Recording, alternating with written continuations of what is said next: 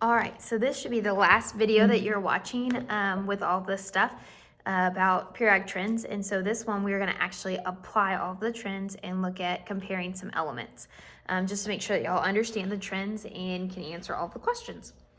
So right now behind me on the board, I have it labeled in black and purple. So black is energy, first ionization energy, electron affinity, and electronegativity, because all three of those trends are the same. As we go across, it's increasing. As we go down, it's decreasing. Super important to realize that.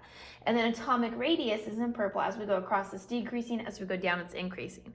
As a reminder, there's two that do not include noble gases, and that would be electron affinity and electronegativity. They do not include noble gases because noble gases don't have any attraction for electrons. So I have a periodic table right here that we can actually see the elements. So I'm going to ask us a question and then I will point it out on here. So the first one is, let's go ahead and focus on atomic radius. So if I'm looking at atomic radius, so I'm focusing on the purple trends. And the first question would be, what is the largest element on the periodic table? What is the largest element on the periodic table? So first I'm going to apply my trends. Well, as I go across, it's decreasing. So that means these guys on the right-hand side are smaller than these guys. So these guys are the bigger side. So now I'm focusing on the left-hand side of the periodic table. So I'm looking at this very, very first group because those are going to be the biggest of every single row. So we look at our other trend, as we go down, it's increasing. And so that means that this bottom corner right here, because remember the F's actually plug in up here. So the F's are not going to be a part of any of our answer trends for the most part. And so I'm looking and it's going to be that bottom one. And so that bottom one is FR, which is francium. And francium is going to be our largest element on the periodic table. So we got to ask ourselves the same question the opposite way, which one's going to be the smallest element on the periodic table. So I'm going to think back to the trend. So as I go across, it's decreasing. So that means the left-hand side is the biggest, the right-hand side is the smallest. So I'm going to focus on the right-hand side. Okay, this trend includes noble gases because everybody's got a size. As I go down, I increase. So that means the largest one's at the bottom. So I want to go up to the top. And so that would be helium. Helium is our smallest element on the periodic table. And look, they are opposite of each other. Okay? So then we go and we could ask ourselves the same question with some of the other ones. What has the highest, the largest first ionization energy? And so I'm looking at my first ionization energy trend now, which is black. So we're looking at the black. As I go across, it's increasing. So that means I'm going to focus on my right-hand side. And then as I go down, it decreases. So the largest would be up at the top. So guess what? Helium would be have our highest first ionization energy. It's the smallest element. So the trends are opposite.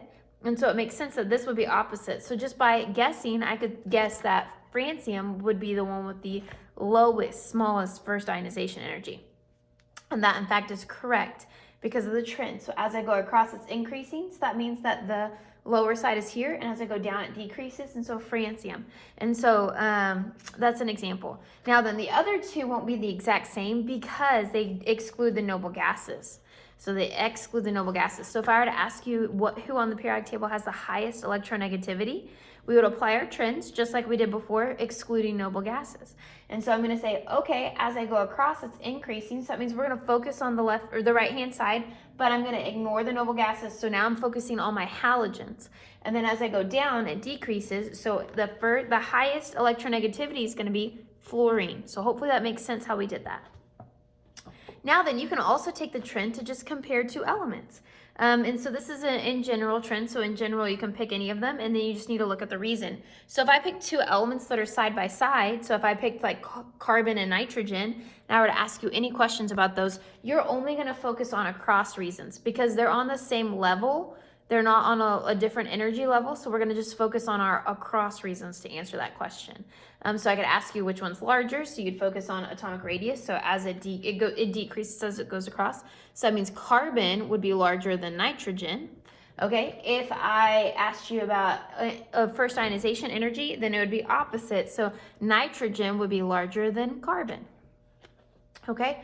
And then as we go down, you'd focus on the different ones as well. So that's showing you how to apply these trends because that's what we're going to do in exercises. On top of understanding them, understanding the definition, understanding what's happening so you can justify, hey, why does it get larger as it goes down? And that would be energy levels, shielding, and electron repulsion. and then I want you to be able to apply it. And so those are the 3 levels that we're doing. And so hopefully this makes sense. If not, ask me questions and I'll make more YouTube videos. We can do tutorials, whatever you need.